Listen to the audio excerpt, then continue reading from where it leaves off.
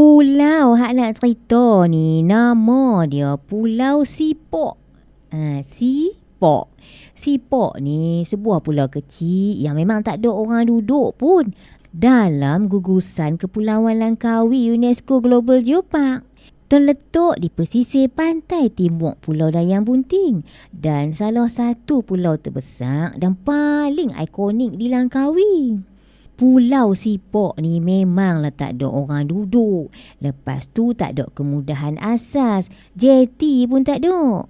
Pulau Sipok ni memang terkenal dengan keindahan alam semula jadi dia yang masih belum tercemar.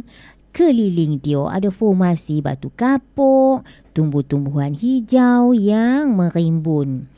Disebabkan tak ada tempat pendaratan yang sesuai, pulau ni biasanya kita boleh tengok kut jauh lah masa kita buat aktiviti island hopping. Tak pun kita pintah oleh bot-bot pelancong yang menuju ke destinasi popular lain macam nak pi Pulau Berah Basah atau nak pi Pulau Singa Besar. Walaupun kurang dikomersialkan, air sekeliling dia jernih sesuai lah untuk aktiviti snorkeling dan untuk tengok hidupan marin. Tu cerita dia. Langkawi Permata Kedah.